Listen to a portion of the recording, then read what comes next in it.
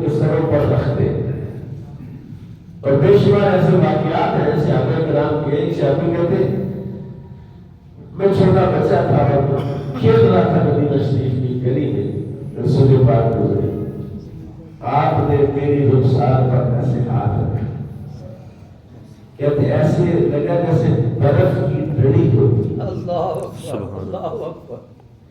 کہتے میری 80 سال عمر ہو گئی ہے، 80 سال پہلے جو میرے آقا مولا امام الانبیاء سے میرے رخسار کو ہاتھ لگایا تھا، آج اس کی ٹھنڈک میں محسوس کرتا ہوں. اللہ سبحان اللہ سبحان اللہ. رسول اللہ کسی بچے کے سر پر دستشت کر رکھا ہے. جتنے بالوں کو دست مصطفیٰ لگ گیا، مس ہو گیا، ٹچ ہو گیا، سارے جسم کے بال سفید ہو گئے، وہ بال کالے کے کالے. سبحان اللہ. ایک طرف تو یہ معجزات اپنی جگہ پر ہے، لیکن نبی کریم صلی اللہ علیہ وسلم کا بچوں کو بھی نظر انداز نہ کرنا، بچوں کو بھی سلام کر کے گزرنا، بچوں کو بھی اسی طرح ادب و احترام دینا، بچوں کو بھی اسی طرح ترجیح دینا، یہ صرف رسول کریم صلی اللہ علیہ وسلم کی خصوصیت ہی نہیں ہے، بلکہ اسلام کا ایک سنہری اصول ہے کہ میرے آقا نے فرمایا من لم یرحم صغیرنا ولم یوقر کبیرنا فلیس منا. پڑھا ہے آج کل بلڈ پریشر کا بہانہ آ گیا، مجھے میرا بی پی بڑھ گیا تھا اس لیے میں بدتمیزی کرتا ہوں. ہمیشہ ایکسپیریمنٹ کریں ہمیشہ کہ جس کا بھی بی پی بڑھتا ہے نا کسی ماڑے بندے پر ہی بڑھتا ہے. آگے سے کوئی تگڑا سے لڑکا بیٹا ہو تو سر مار کے پاچی پہ لینے والا ہو تو وہاں بی پی بالکل شوٹ کرتا ہی نہیں ہے. صحیح. اس لیے اس کا مطلب مسئلہ بی پی کا نہیں ہے، مسئلہ ذہنی توازن کا ہے، مسئلہ سنت مصطفیٰ سے دوری کا ہے. چھوٹوں پر شفقت کرنا اور چھوٹوں کا بڑوں کا احترام دینا، یہ دونوں جماعت کو جماعتی ہے. چھوٹا ہوگا ورنہ یہ بڑا ہوگا، چھوٹا ہے بڑوں کا ادب کرے، احترام کرے. ہمارے یہاں کے خاندانی ہونے کی نشانی ہے، اور خاندانی نہیں مومن مسلمان ہونے کی نشانی ہے کہ بڑوں کا احترام کرنا. یہ رسول اللہ نے بتایا ہے، کسی ابے اماں یا کسی باپ دادا کی تربیت نہیں ہے کہ جی وہ تو کوئی بڑا خاندانی.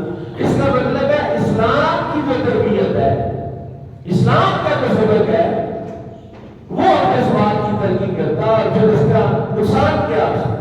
آپ کسی اور طرف کی بات سمجھ لیں. حضور فرمایا لیس منا، ہم میں سے نہیں. حضور نے فرمایا من لیس منا من دعا الی عصبیت، عصبیت برابری قوم. جس بندے نے قومیت کو، عصبیت کو ہوا دی کہ یہ تو میری برادری کا ہے، میں نے اس کی حمایت کرنی، یہ میری پارٹی کا ہے، یہ میرا ملےدار ہے، چاہے ظلم پر ہے، چاہے وہ غلط ہے، چاہے وہ صحیح ہے. پھر آ کے فرمایا وہ ہم میں سے نہیں. قرآن میں یہی کہہ رہا ہے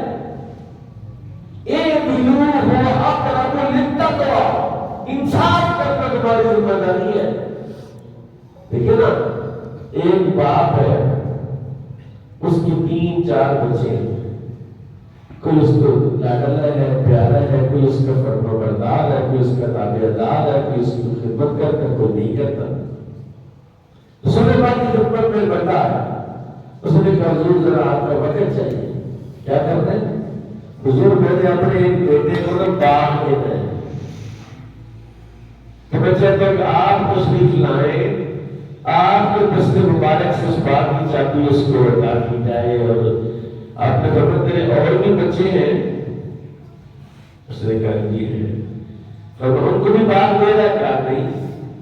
میری بیوی کہتی ہے اس بچے نے ہماری خدمت بڑی کہ اس کو باغ دے رہا ہے.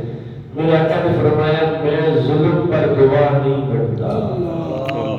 یا کہ سب کے باغ میں تو میں آتا ہوں، ایک کو باغ دے رہا دوسرے کو نہیں دے رہا، میں ظلم پر گواہ لیکن حضور نے اس کو اجازت دی تو دے دے،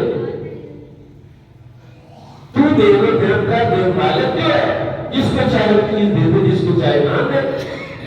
انصاف اور عدل، عصبیت اس بنیاد پر ذہن سازی،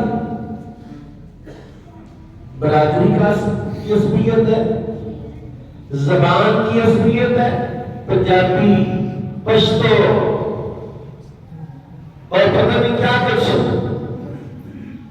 یہ ان چیزوں کی طرف کون بتا جاتا ہے؟ میرا آقا نے فرمایا لیس منا، اللہ وہ ہم میں سے نہیں وہ ہم میں سے نہیں کن میں سے ہے؟ کن میں سے ہے؟ اگر ہم میں سے تو کن میں سے ہے؟ فرمایا میرے طریقے پر نہیں ہے، میری سنت پر نہیں ہے، میرے دین پر نہیں۔ یہ وہ کام ہے، یہ وہ چیزیں ہیں، میں نے کہا کم از کم لوگوں کو ایجوکیٹ تو کرے کہ ہم رسول اللہ کی مخالفت چھوڑیں کہ پھر مسلمان بھی تو رسول اللہ کا مخالف ہو سکتا ہے۔ کہتے ہیں ہاں، جس کام سے رسول اللہ صلی اللہ علیہ وسلم نے روکا وہ نہیں روک رہا تو یہی تو مخالف ہے۔ اور کون نمائندہ بھی رسول اللہ کا اتنا مشتاق بھی بنتا ہوا اور داری بھی ہے اور اخلاق اور کردار حضور کے خلاف ہے، مخالف رسول ہے۔ ضروری نہیں ہے کہ ہندو ہے، سکھ ہے، عیسائی ہے، یہودی ہے، تم کیا ہو؟ ویسا میں تم ہو نصارہ میں تمنڈے میں ہو، علامہ یہی کہتا ہے۔ پھر آقا نے ارشاد فرمایا لیس منا من تشبہ بغیرنا، ایک اور حدیث اسی طرح کی، من تشبہ بقوم فهو منهم، جو کسی قوم سے مشابہت اختیار کرتا ہے وہ انہی میں سے ہے، یعنی قیامت میں انہی میں سے اٹھایا جائے گا۔ اب دیکھیں نا یہ بات، لیس منا، ہم میں سے نہیں ہے۔ اس سے بڑی بات اور کیا ہو سکتی ہے کہ حضور کہہ رہے کہ یہ ہم میں سے نہیں، یہ نہیں ہے، یہ نہیں ہے، یہ نہیں۔ مدینہ شریف میں مسجد نبوی شریف میں رسول اللہ منبر پر چل رہا تھا، کسی منافق نے یہ بات کی کہ ویسے کہتے ہیں مجھے آسمانوں کی خبر ہے، قیامت کی باتیں کرتے ہیں، غیب کی باتیں کرتے ہیں، ہم نظر نہیں آتے ان کو۔ میرے آقا کا چہرہ غصے سے سرخ ہوا، فرمایا تم میرے علم میں کام کرتے، میرے علم میں تمہیں شک ہے، یا ابن فلاں اخرج انت منافق، اے فلاں کے بیٹے نکل جا تو منافق ہے، اے فلاں نکل جا۔ ایک ایک بندے کو گن گن کے رسول اللہ نے نکال دیا۔ اس کے باوجود کہ میرے آقا ستر پوشی پردہ پوشی فرماتے تھے، لیکن یہ جو رسول اللہ نے فرمایا ہم میں سے نہیں ہے، یہ کوئی چھوٹی وعید نہیں ہے، یہ بہت بڑی وعید ہے کہ جس کو رسول اللہ فرماتے ہیں یہ ہم میں سے۔ اب وہ کون کون ہم میں سے نہیں ہے، کون کون رسول اللہ کی جماعت سے نہیں ہے، کون کون جس کے بارے میں رسول اللہ ہم میں سے نہیں ہے، اس مہینے میں ہم اپنے آپ کو دیکھیں کہ آپ کی مشابہت کس کے ساتھ ہے۔ بچہ پیدا ہوتا ہے ماں سے گیا ہے، ماں پہ پر گیا ہے، حضور سے پوچھا نہیں کہ اولاد جو ہے وہ ماں اور باپ پر کیسے کیسے لاگو فرمایا۔ اگر باپ کا پانی غالب آ جائے تو باپ کی شکل پر ہوتا ہے، ماں کا پانی غالب آ جائے تو ماں کی شکل پر ہوتا ہے۔ اچھا بچے کے بارے میں تو آپ سب جانتے ہیں کہ یہ کس پر گیا ہے، دیکھتے ہیں ماں پر گیا ہے، باپ پر گیا ہے، دادے پر گیا ہے، نانے پر گیا ہے، تو جناب کو دیکھ کر کیا کہیں؟ چلو ہم نہیں کہتے، شیشے سے ہی پوچھ لو، من تشبہ بقوم فهو منهم، یہ تو رسول اللہ فرمایا جس قوم سے مشابہت کرے گا اسی قوم سے اٹھایا جائے گا۔ لیکن جو میں کہہ رہا ہوں من لیس منا من تشبہ بغیرنا، جو ہمارے علاوہ کسی اور کی مشابہت کرتا ہے وہ ہم میں سے نہیں ہے۔ اللہ اکبر۔ اور یہ چھوٹی بات نہیں، میرے عزیزوں یہ چھوٹی بات نہیں ہے، یہ بہت بڑی بات ہے، اس کو ہلکا نہ لو۔ لائٹ